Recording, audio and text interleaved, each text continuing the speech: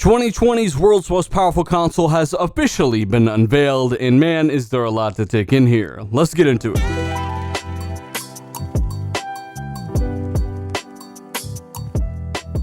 What is going on, guys? Dealer here, back again with yet another video talking about the Xbox Series X revealed at 2019's Video Game Awards. Yes, this is the official trailer for the console. This is not a concept rendering. This is nothing other than Microsoft's official reveal for the console, a console that promises to be one of the most powerful pieces of consumer electronics ever revealed and released to the public. Now, it's actually for this reason that I believe the box is shaped how it is. We'll go into more detail there. We'll slow down some footage, zoom in on some things that maybe some of you guys have not noticed, and discuss some of the new features coming to Xbox Series X. But first things first, how powerful is this box? It's the number one thing on everyone's mind. Why is it shaped this way? How powerful is it? And how much can I expect to pay? Well, head of Xbox Phil Spencer has a lot to say on the capability of Series X over that of Xbox One X and the traditional Xbox One in a brand new interview on the system. Now, speaking to GameSpot, Phil Spencer does say the following: "We wanted to have a dramatic upgrade from the Xbox One based console. So when we do the math, we're over 8 times the GPU power of the base Xbox One and twice that of the Xbox One X." Now, it's worth noting that 95% of people that will be upgrading to the Series X from the Xbox One will be doing so from the very base model Xbox One, meaning they'll be coming from what would be 1.3, 1.4 teraflops all the way up to a new Navi-powered 12 teraflop system.